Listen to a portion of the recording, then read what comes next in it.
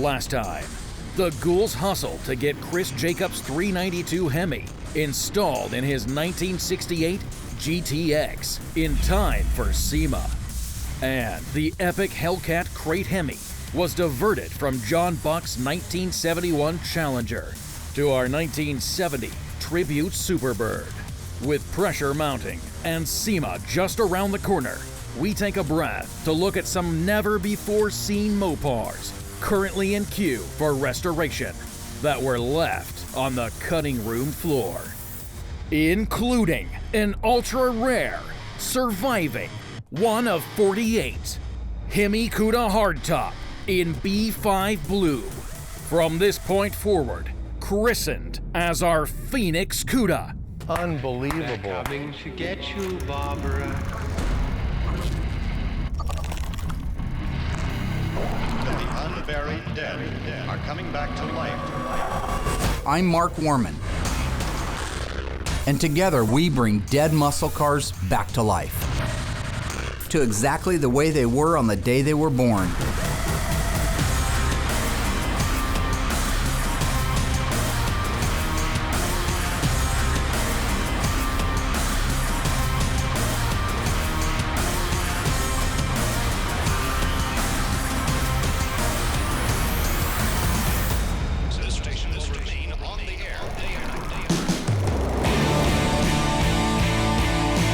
Hello, Ghouls. This is our last episode of the season, and I wanted to talk about where we're at in the shop right now, as well as share some of the stuff that you didn't get an opportunity to see this season because it just doesn't fit into a 1-hour episode of Graveyard Cars. I want to start first with what's going on in the shop and our deadlines, that type of thing. So our Superbird, we now have a good direction on our Superbird tribute car. It was going to be a 446 barrel 4-speed. We opted, because of the short timeline to get to SEMA, to put the Hell Crate 707 horsepower engine with the Mopar controller. So with that plan in place, we are working quickly to make sure that we get that car put together and that we can drive it when we're actually down at SEMA. I do believe it's going to be a very well-fated car, and I think it's going to be one of the more talked about cars of the SEMA show. My buddy Chris Jacobs, his 68 GTX, that's a neat little project. Again, we're not doing a restoration on it, but we are fixing the tragic fire that happened. We're getting and have installed the 392 Hemi in that car. It's good that we have the conversions. Ron was able to come up from Magnum to help us do the conversions and get that engine installed. So from here, just like our Superbird, time is very short to get this car ready to go. Our beautiful 1970 Dodge Challenger 444 speed, plum crazy white stripe black top, one of 916. It was finished this season, thank God, and delivered to its new owner. I've heard from the owner since he got the car back, and he's absolutely thrilled with it. I love the car. I am sad to see it go, but I'm really happy that the owner is in love with the car and thinks we did a great job. One of the cutest couples that we've ever had on Graveyard Cars, and we've had great ones. I mean, the Cooks were wonderful. We've had some really neat families out here, but the Zinks were just adorable. They're just perfect for each other. You could tell that there's a match made in heaven. Look at this. What a cute couple. Every car we give out has that emotional attachment to it. But when it comes to like the folks that had the Roadrunner, to be able to see them go out and to see them drive it and just look at the old pictures of them in it going off on their honeymoon, I mean, it's very fulfilling for me. Our General Lee, now that was a really interesting car. The car had suffered blunt force trauma. Remember, it held the record for the longest and the highest jump in any General Lee history. That's in the television show or in the movie in 2005. This was an official freeway launch car. Now, because this car has suffered so much damage, and because it wasn't a numbers matching Hemi car or a 446 pack or something like that, we didn't have to worry about how much or how little metal we replaced. We didn't have to be conscious of that.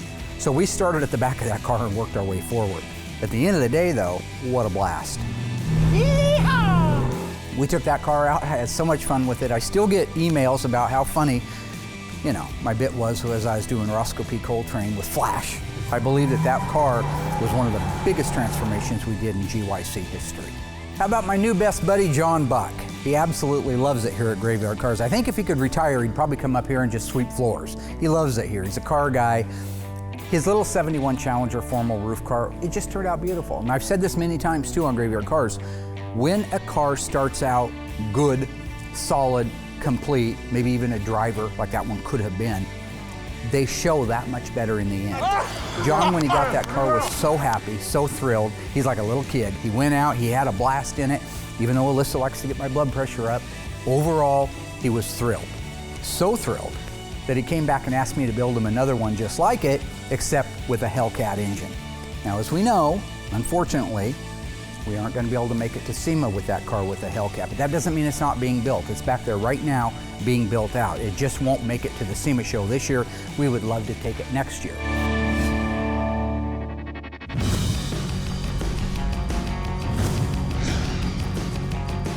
So one of the things I wanted to do here is talk about some of the really cool cars that we are working on, that are part of Graveyard Cars, that aren't necessarily stuff that make it into the show. And that's just a time thing. It's absolutely nothing to do with the priority of the car or the client. So one of the cars that we're working on now is a 1970 Cuda 440 6-barrel 4-speed shaker hood EF8 green that the guy's dad bought many years ago. So Alyssa's spoken with him, his name's Marty. They were out here and they talked about the car and what it meant to him. I'm Marty, and we heard about Graveyard Cars from a buddy of mine that I used to work with. I knew Mark was a guy to try to get a hold of when it came to doing these cars. So one other really cool thing about Marty was he traded in 3 cars to get this 70 Cuda restored. One of them was a 70 Barracuda Grand Coupe convertible. That's B5 blue and white top. The other one was a 70 Barracuda, originally a 318 3-speed car. It's red with black top and interior. Early production, 1970 Cuda, full 46-pack, 4-speed, 410 Dana shaker hood. Dad's had it for, I don't know, since 74, early 74. And it's still less than 30,000 original miles. I grew up in that car. And it's not very often that you get an opportunity to have 3 cars traded in on one restoration, because I can do a lot with those. Those will be part of my graveyard motors. I inherited these from my father. He had at one time 5 1970 Cudas of various models. So and he had 4 left when he passed away. He had an old, I want to say it was like a 57 or 58 Plymouth that he kind of got started with in his younger days. And then when he moved to the big city, you know, back then it was street racing. And he had bought that 69 Roadrunner, brand new, and did a little street racing with it. But then when he wiped it out, he decided that he got lucky and survived. So no more street racing. He started taking it to the track. And at the time, Omaha had a local quarter-mile drag strip. And I used to go to the drag races with him. And that's where I got into it. This is definitely a tribute to my dad and passing on his legacy. Real nice Dad car. bought it, beautiful car. Don't know why you don't show more on the show. Numbers up the crap shack. Numbers engine, numbers transmission, numbers carburetors, everything is right on this car. Now, in 1970, they built how many 440 6-barrel 4-speed Cudas? See, I knew you were going to ask me this. 902. Fruit of my loin. Stay tuned. We continue to take a look at some of the Mopars currently in queue for restoration that were left on the cutting room floor, including a mysterious, surviving 1 of 48 Hemi Cuda hardtop in B5 blue, our Phoenix Cuda.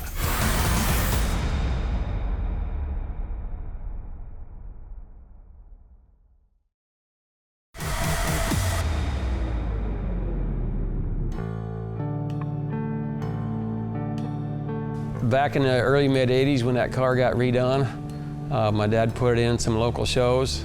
Shirley was almost done with her drag racing back then. She was a Mopar lady. Her name was Shirley Cha-Cha Muldowney. She was just a pure, die-hard, love to go fast pioneer. She's the first lady of drag racing. She kind of broke into the sport for the females. His dad absolutely loved her. He just thought she was the coolest thing in the world, and he had an opportunity to meet her. And that, to him, was one of the highlights of his life. So tell us about this blanket. As far as I know, it was just an army green blanket. Since his car didn't have a console in it, it was a place that he could put that and as like an armrest for him. But for us as young kids, we could sit on it and put one leg on both sides of that transmission hump, and you can still see out the windshield without anybody sitting in the back. And if you were sitting on that blanket, you'd have to hold on, because otherwise you'd end up in the back seat. So he used to come and pick us up at the farm and take us to the city and spend time with him. A lot of good times. You still have that blanket? Oh yeah, and I still have the blanket. That's what I said, it's going in this car when it's done. You can do Chevy and Ford anywhere in the country. Everybody knows if you know Mopar, there's not as many of them around, let alone shops that'll specialize in them or turn out the quality of work that this place does. Since I was wanting to do a tribute, you know, for my dad, that's why I made the contact. We've kind of managed to get it all under one roof. So we are doing a good job on the cars, doing a great job.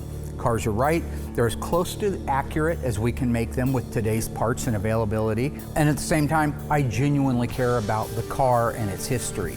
So when you put all those together, I do think that Graveyard Carz can and has and will become a destination for many cars in the future to get their second chance at life. It'll be nice weather only.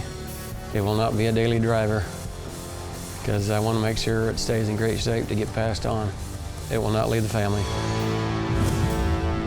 Since it had such little rust repair that needed to be done, and it had beautiful fenders and doors and all that, is have George drop what he was doing, get the pieces made for it, get them welded in so that he can get it out to the mudroom. So last week, Mark came to me at the end of my shift on Monday and said, we have this rush car that's got to get in, got to get it done. So by Tuesday morning, I pulled this car in and we started work. We cut out the inner fender and replaced it because right around the battery tray was pretty darn rusty. And then I had to cut out a patch panel in the floor, and I'm putting the brand new one in and trying to keep the rest of the floor pretty much intact. It's not that rusty. So a big job turned into a fast job. This is one of the fastest cars we've done in the shop. I'm looking at 4 days right now as I stand, and I will be done today.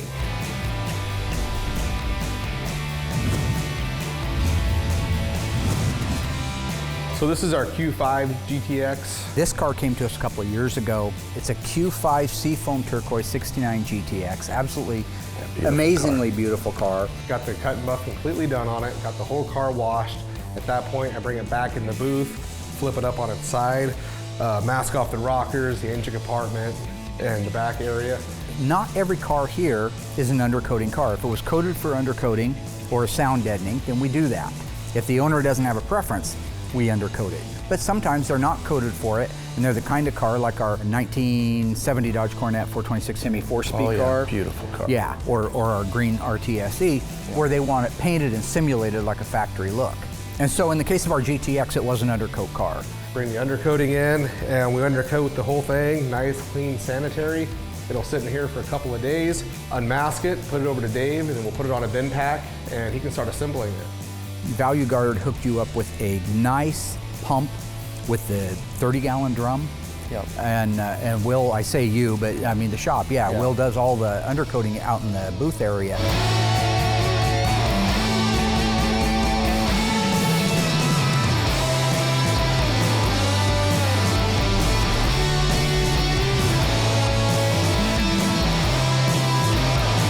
I'm working on this beautiful 69 GTX Seafoam Turquoise. You gotta love that color, the paint's amazing. Unfortunately, this car kind of got dropped on me. Normally Will would, completely assemble the car, hood, deck lid, everything on the car before it arrives to me, but the body shop guys were screaming for the whirly jig, so of course it gets dumped in the shop. Working on multiple cars at the same time, it can be stressful, and as long as you can stay on top of it, keep things organized, it goes pretty good. So it's just the art of getting a flow going on the car, and getting into a rhythm, and then you can get a lot accomplished. So I'm gonna try to knock out and get as much work done as I can on this car, and actually I'm gonna go ahead and start placing my parts order. So I'm just inventorying right now, get put on what I can get put on, and hopefully it'll run through the assembly room pretty fast. What I got right here now is I got our 3/8 fuel line in right here, as you can see. This being a 440, has a 1/4-inch return line. So that's what I'm doing right now. So I'm straightening it out.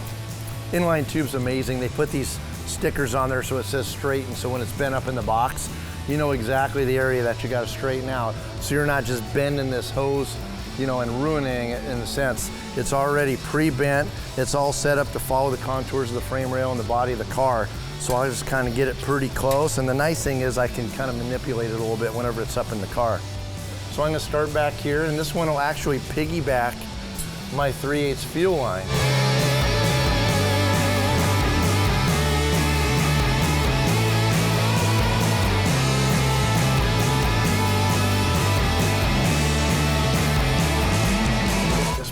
over here. I'm gonna run it down while I'm watching this end. So bam, there it goes, right in there. And this here is just gonna be on your 440s and larger engines.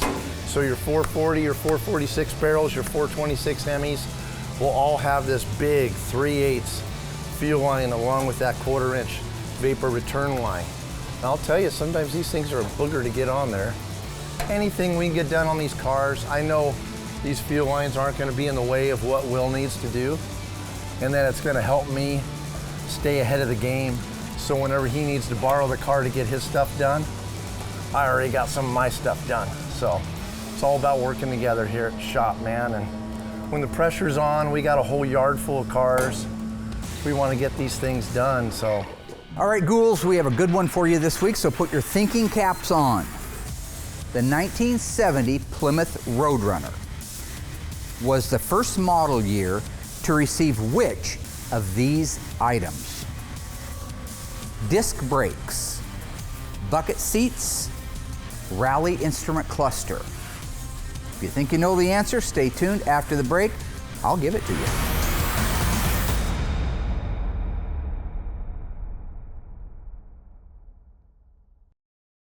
All right, Ghouls, so which of the items first came available on the 1970 Plymouth Roadrunner model? If you answered rally instrument cluster, you are correct. Alpha code A62.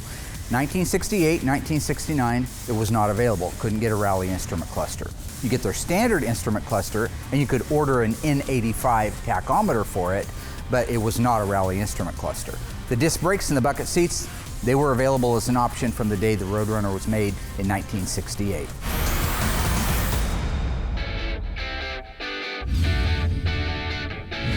My name is Brian Lanser. I'm from Wadsworth, Illinois. I own a 1970 Dodge Challenger RTSE 440 Magnum, and I also own this 1970 Dodge Challenger convertible. Back in April of '83, I bought my 70 RTSE. It's a 440 Magnum automatic, air conditioning, loaded with power toys. One that's in here that hasn't gotten a lot of screen time is one that Tony D'Agostino and I a couple seasons ago went out and talked about because it was a good solid car. It's what would have been a very undesirable green back in the day, F5, is actually a beautiful green today. It's beautiful though. I mean, just it's always nice having a formal roof car, you know, overhead consolette, the leather power windows. I mean, it's got everything. It's probably a one-of-one car. You know, they made 733. How many of them were optioned like that? How many of them were those colors? Exactly. Probably isn't a twin to it anywhere. So in 2003, when my son was going to college, I sold the RTSE. The car needed some restoration again because I had the car restored in the mid-late 80s. So I put the investment in my son. I sold it to a guy that was a trucker. He sold the car within a year of buying it to another guy that I had interested in it at the same time. He bought the car and went from Wisconsin to Tennessee. And then somehow his wife became ill, and then he had to sell the car. So I went to a collector car dealer. That collector car dealer took it to an auction and sold it to another collector car dealer in Roanoke, Virginia. Then my friend, who I've been lifelong friends with for 40 years, called me up one day and said, there's a Challenger on eBay, you should check it out. So I checked out the eBay link to this Challenger. It was not mine, but just out of curiosity, I started clicking on the rest of the Challengers, and lo and behold, there was my green RTSE. I was surprised because that was not the car that my friend had told me about. So just had he not told me that day to go on eBay and nose around, I probably would have never found my car. It was a good driver quality car, a 26,000 mile car, and all the time that I owned the car, I always wanted that kind of quality of restoration that only Mark's been able to provide. The owner wants to try to preserve as much of the original interior as he can. And the main reason for that is there are replica reproductions out there of almost everything, not the headliner. And those replicas are close, but if you have a good, clean, original one, that's the one you stay with. It's a lifelong dream for me, at least since I was 16. See that car, perfect. In the late 90s, mid 90s, I bought this convertible behind me, and it was an old man that lived in the same town I lived in Wadsworth, Illinois. So after I purchased the car and had it for a while, same situation, nobody around did Mopar restorations, and this one was in need of much more work than the other car that I had. I decided to go ahead and cut that car loose. Once I made the connection with Mark to redo my 70 RTSE, I started thinking about this car, wondering if I could reacquire it. So I ended up finding out from the friend I sold it to, who he sold it to, and the car had been sitting in this guy's backyard since 1999. When he sold it to him, it was in great shape. When he got it back, it had been outside, sitting in the mud and the sleet, and his heart was broke. all the way down to the rockers and mud with a tarp on it. And I got a flatbed, made a deal, wenched the car out, shipped it to Mark, and that's the start of this journey. Were you pretty surprised to see the condition of the car after you had sold it? I was in tears nearly over it because it was a running, driving, really a pretty nice car that you could restore at the time. That poor Challenger. If you lift that car up with the forklift in the middle, the whole car bows on both sides of it. Not everything that when it shows up here is possible. Not everything. I mean, it is possible, but what's the dollar amount? Gonna be a challenge. Challenger. Yeah. But that's what we do. That's going to be real. Graveyard cars, miracle workers. Yeah, the 70 RTSE is in pre-paint stage now. Will is a tremendous artist with it when it comes to paint work. He's not just a body and dent man, he's an artist. And Dave's fit and finish every screw and every window adjustment, every door adjustment, and every panel. It would be like an owner doing it themselves, that kind of love and care. Again, we have just every kind of Mopar imaginable here. You've been doing the Dodge Challengers. You've done quite a few of them lately. Yeah, lots of e-bodies. Yeah, between Gar's 70, 446 back 4-speed, and Darren's car, all that stuff. Have you gotten a better rhythm down, would you say, on a Challenger as far as what you need to order, what process to put it together, how to get it out the door, maybe more so than the 68 Charger, which we haven't even done one yet? Yeah, of course. Yeah, the e-bodies are, like you said, there's so many more parts available for it, but we've done so many in that shop that I can almost do them blindfolded. You don't need the car there. Exactly. The only thing that's going to throw me for a loop on this one is the power windows. Yeah. Anytime you have power, components, it always kind of messes with your mind because you're used to putting standard roll-up windows in and standard door panels and stuff like that. So. Do you remember that sunroof car we did back in season 2, the purple one? Yep. That thing was a stripper. There was nothing. There was nothing but a fender tag and a shell there. I mean, in the dash van, that was it. So we had to get hold of Tony back at Tony's Parts and say, I am desperate for a wiring harness. And it is amazing how much wiring harness works those power windows and how it intersects with a lot of stuff up underneath the dash. It's not just a hot wire going to those things, it's a lot of stuff. But having a good parts vendor helps. Yeah, I remember that episode when you worked on the 70 Challenger sunroof car. All the trouble you had getting that sunroof to work. I'm hoping I don't have to do one. Here's my advice. Turn in your notice when you see one come in with, just do it. Just save yourself the misery. That is the most miserable. Nothing available. No information available. Now I've got I've made photocopies of TSBs and things like that I have. But I still, if I had to jump into one right now, I absolutely wish I hadn't. You know where I ended up getting the cables from? Nobody makes them. American Sunroof Company's been out forever. There's a guy in Australia making them out of billet aluminum. The little ends in the cables. Both of the cars are going to come home, go in my garage, going to be show cars. Obviously the 70 RTSE, the one I've owned for the longest. Now I have my adult son, he's newly getting married, he's going to end up with children. I have an extended family of my own, and I already have grandchildren. They're all going to be a part of this process, and when I actually found this convertible back here, I had my oldest granddaughter on the hood of it as we were wenching it out of the dirt at the guy's house. So it'll be nice to see her with the end product and a picture of her back on the hood of that as well. The green one was a piece of cake. That's a good, solid, clean, original car. But that purple one, we'll have our hands full on that. And I figure I'm going to take the radiator cap up, have you hold it, drive another convertible underneath it, put his original radiator cap back down. Done. There you go. Well, I think for sure the green one will probably go to my son. He was part of that process of selling it for college and reacquiring it after college, and since he was born, he's known about that car, and I'm certainly going to make sure that it ends up in his hands. Coming up, we conclude our showcase of Mopars currently in the queue for restoration.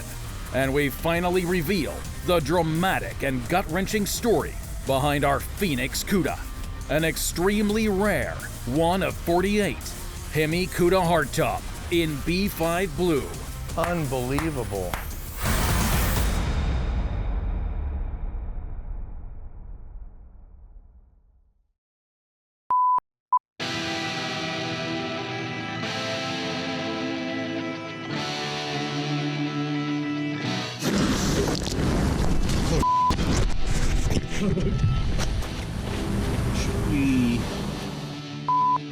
In other words, the Cuda model was born in 1969.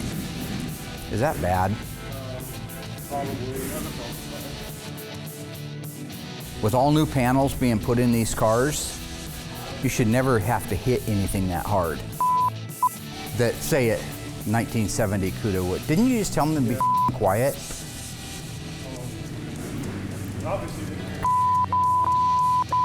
And that hitting the hammer is the fastest that got to the egg. Those other are Toilet's evolutionary U-turn. Yep, set man back a couple thousand years with one guy. Darwin didn't count on his ass, did he? Darwin up. Okay, hang on here. You know me, I like to present things. Show me the money! Jerry Maguire. Show me the money! The is that? Ew. Really? Merry Christmas! Did it? No.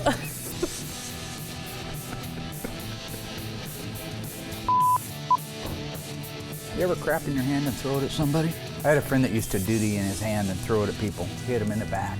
Oh my God. Well, he was in jail. And he was taking a dooski, what they call an open duke, an open dump in prison, because there's no walls around yet. And some guy's making fun of him because of his face, because he's constipated. And so he just reached down and pinched one into his hand, and the guy took off running because he knew what was going to happen. And he nailed it right between the shoulder blades of the dew patty. Oh my God. Yeah. That's just so Respect good. the open dump, man. That's true. Respect the open dump. Man, that's all. Doug, you ever have to take an open dump?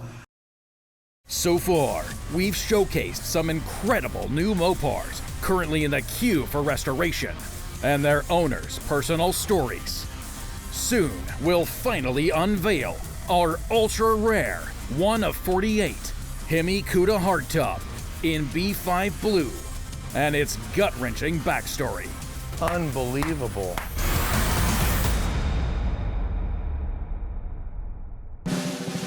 Another really cool car that we're working on right now, again, it has been disassembled, has been inventoried. Good solid car, 1969 Plymouth Roadrunner for Scott.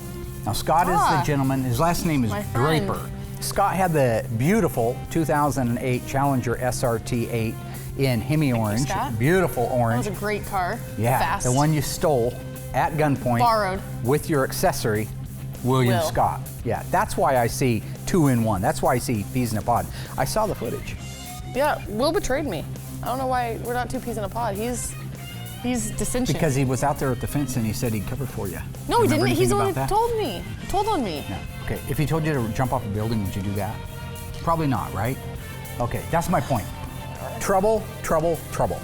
She stole the car, it had no miles on it, had nothing on it, 0-mile car. She took it out and just blasted it around town. I didn't know anything about it. She told me she was going pee. Now, who am I to? My name is Scott Draper, and I'm out here today at Mark's shop talking about my best friend in high school, 69 Roadrunner. He unfortunately passed away 4 years ago, and this was his car since high school, and a vision of his was someday to get it restored to the degree that he wanted it to be, and he was a perfectionist. That's why I sought out this shop to make his dream come true. Yes, this car was an original 383 4-speed car. I can't recall exactly how long that motor lasted. Steve did a lot of street racing back in the day. His vision was to make it a 440 6-pack A12 car, tribute car, and pretty much had it assembled to that degree. It was a running car when I brought it out here, but it needed a lot of just perfectionism. When I was looking for a place to entrust the car with, I reached out to Mark and kind of gave him my story. He said, we'd love to take the car on. I understand it's a long process, and there's a lot of things that have to be done. As you can see right now, it's in the disassembly stage, and excited to be out here today from Iowa to check on it and talk to Mark about the scheduling of it moving forward. I mentioned to Mark that I had a 2008 Dodge Challenger SRT8 limited edition. Bought it new. It had 694 miles on it.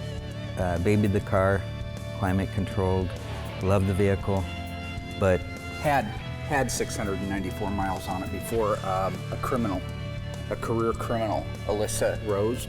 Did you see the episode where she stole the car at gunpoint? I did.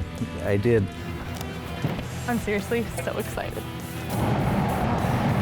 When you have people that just want to go the speed limit. So just out of curiosity, to have a car that's almost 10 years old and only have 694 miles on it, that means you pretty much babied that little thing, right? I did. Cherished it and took care of it? I did. I have to admit, I never even did a burnout with it. Always thought about doing one. Yeah, but you wouldn't want to put the extra mileage and the wear and tear on it. Enter the thieving child who decided to take it out without my permission, run the hell out of it, bring it back with over 11 more miles on it than when you traded it in for the restoration. So, Some bugs on the windshield. bugs on the windshield.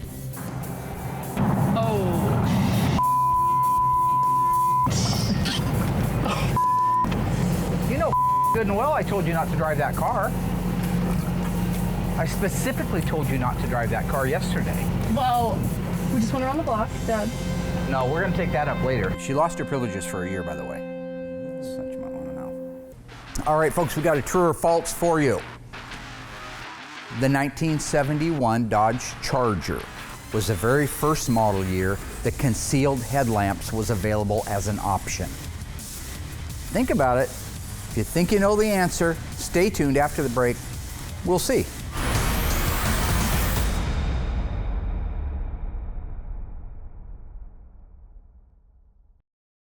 All right, folks, how'd you do? True or false? 1971 was the first year that concealed headlamps were available as an option on the Dodge Charger. This is a tricky one. Got to think about the wording. The answer is true. Now, before you start throwing stuff at the TV, the concealed headlamp L37 alpha code was available on the 66 Charger in its inception, 67, 68, 69, and 70. Standard. It became an option in 1971. It went away at the end of the 1972 model year. So, gotta listen to the kid when he's giving you these. The ice tray knows what he's talking about. You guys leave the part about me being an ice tray in there.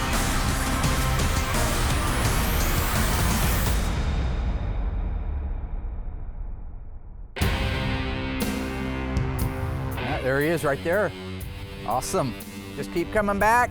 One of the cars that is here now is without a doubt, by all meanings of the definition, a survivor.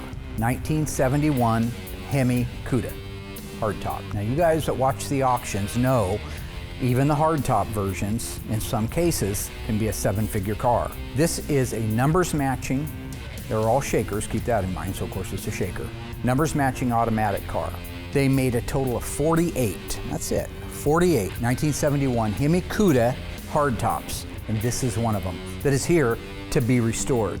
And you'll wonder, if it's a survivor, why are we restoring it? Well, you need to wait and see that. So what I got, one of 48 ever made, rarest car, one of the rarest cars on the planet and most desirable, coming here for a little freshen up.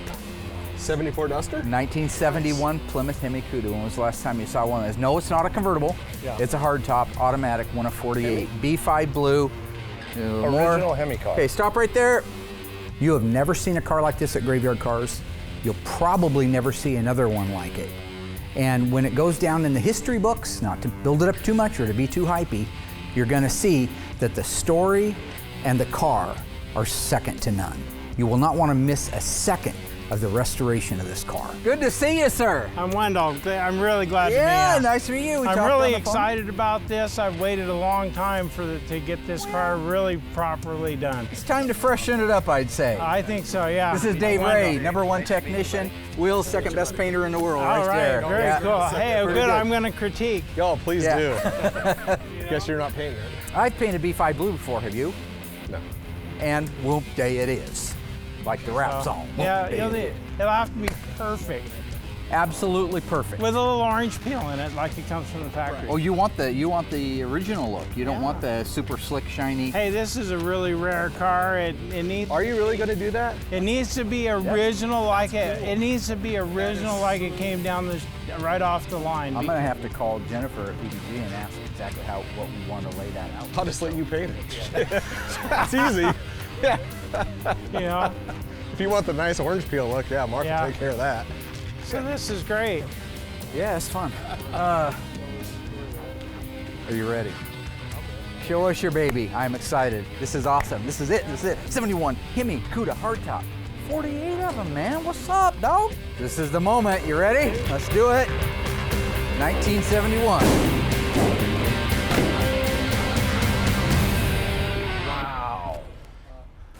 Unbelievable. This is the moment. You ready? Let's do it. 1971. Wow. What is this, Wendell? There was a little fire. 71 Hemi Cuda. Yeah, there was a, what do you call a spark? That does. Yeah. You guys. That's not going to buff out. That is not going to buff. I don't care what Joe Dirt wants to do. I confess, the word survivor was a bit of a play. I call that car a survivor, not because it's wearing its original paint or original interior or any of those things. It's a survivor because the owner had the wherewithal to get in and out of that garage. You're gonna have to oh work. Oh my God! Look at that thing! You're Holy gonna have to work a little bit harder on this one. My name is Wendell Mulberg. I was involved in a structure explosion and fire in 1999, and my '71 Hemi Cuda was in the fire, and it was destroyed. And I wrapped it up and I kept it protected for the last 18 years. Contacted Graveyard Carz and Mark, and they're going to restore my car back to its original condition. It isn't that it's one of 48 or a 426 Hemi. It's that the gentleman, Wendell, who's a sweetheart of a guy, he contributes his survival to the survival of that car. When he reached out and he sent me the photos and I heard in his voice what it meant, then it means the same thing to me, because I think that's what a good shop owner does. It's rough. It sat for a long time, and you guys can make it like new again. I think it's just different when you see it in person because of all the ashes and everything that's left on it. But I'll tell you why I had the most faith in all of this.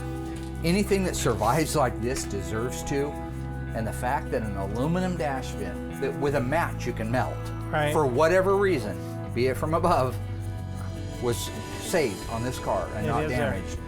Numbers matching, B5 blue. What color is the interior? I forgot. It's black, leather front seats. One day, it was about May 20th, 1999, and a buddy of mine and I went and met at my shop after dinner about 7 o'clock, and we went in there, and one of the cars had leaked gas all day long. And the dripping gas had vaporized, and there was only a small puddle on the floor, but the air was filled with gas. And I walked in and started opening doors and windows, probably as most people would do, to air out the gas fumes. And there was a spark, and the spark caused an explosion. It blew all the doors and windows off the building. It blew the garage door across the street through the neighbor's fence.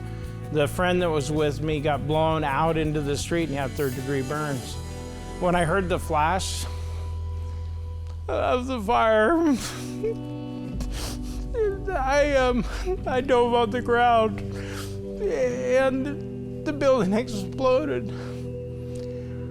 There were paint cans. The paint cans were exploding in the air, and it was just a big ball of fire. And I was lucky. I was on the floor face down, and I crawled out the door that had blown off the building. But in the aftermath, I watched everything burn up. Fire department said that I'm actually one of very few people that survive an explosion. I was fortunate to get out of the structure, but dealing with it afterwards has been a very difficult thing. It took a while to get over the distress of what happened. And actually, I let it set for years. I didn't even look at it. And when I get the car back and it's finished, that will put the end to all of this that I've been through. And losing the car and the structure explosion and all of the trauma that went with it, it's gone. It's all better again, so. You didn't let the insurance company total it, which is what 99% of the rest of the world would have just took the check and totaled it. Nope, I want a clean title, it's my car, and it's coming back to life. And I'm very grateful that you said, I want to do this car. I will. Because jump all over. I know when it's done that I'll have the car back. This is a lifelong dream to have it restored. And when it's done, I would like to take it to car shows so that other people can see it. Nothing like it on the planet, and it'll be, I guarantee you, the most talked about 71 Cuda on the planet when we're done. So that's amazing. I say we roll this mother out and let's take a good look at it. It's more important to me than anything else in the world Many people have said, well, will you sell it? And that car's not for sale. It wasn't for sale when I got it. It's not for sale now, and it won't be for sale in the future. You know, I just hope people can enjoy it for what it is and appreciate the graveyard. Carz is saving a piece of history. What do you think, Will? There's some paint left in that trunk. I know, that's what I was looking at. It's the baddest car we have here. It's a rare car. The fact it burned down is just absolutely insane. And it's a solid car, so it's going to be a great car to start with. I'll be anxious to get this off to the dipper and see how the quality of metal is. This is, you know, at 1,000,000 degrees. But this is awesome. This is the coolest car we have, and this is like part 2 to the Phantom. Only just a much more rare car. Look at how I just melted the lenses out of them. It's crazy. Gosh. Originally, this car was a survivor car, and in reality today, it's still a survivor car. It just has been through a lot. 1971, 426 Hemi, automatic, 48 made. Burned every square inch, melted, molten, all but forgotten. But like the phoenix rising up out of the ashes, our 1971 Hemi Cuda will be back, it will be on the road, and it will be breaking hearts like it was intended to do on the day it was made. That is Graveyard Carz. So phenomenal job, guys, girls. Thank you. Great job, good season, guys. good episodes. It was fun sharing with everybody some of the cars that we're working on at the shop but didn't get a chance, you know, to be shown in the episodes. Jermaine's 1969 Plymouth GTX, beautiful car, seafoam turquoise. Yeah. Brian's 70 Challenger RT SC 440 automatic. The next Phantom Cuda to arrive is here. Yeah. You guys like that little gag I pulled there on the Survivor? Yeah.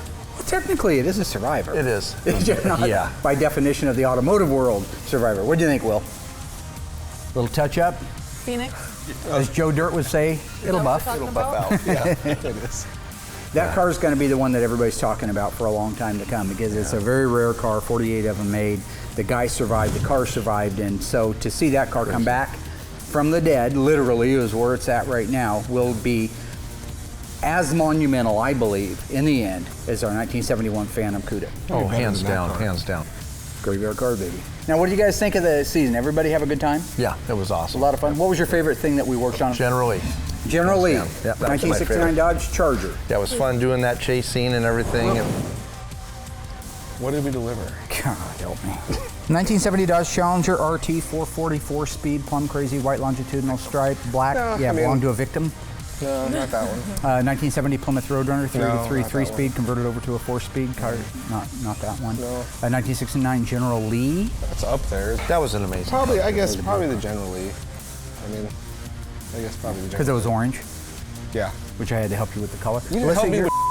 Don't say the word on this show. You didn't help me with anything. You will not say that on this You show. gave me the wrong color code, and then halfway through the job made me go to the right one.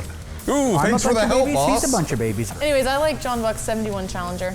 That was a cool car. Formal back roof. And I like John. He's just an awesome Grocery guy. getter. And he's getting a 71 Challenger with a Hellcat in it and a 69 And I bet Charger. he'll let me drive it. I bet he will. So next season, you're going to see some amazing cars, the ones we've touched on, that we're working on in the shop right now, probably along with 20 or 30 others. Thanks for watching Graveyard Carz, and we'll see you guys next season.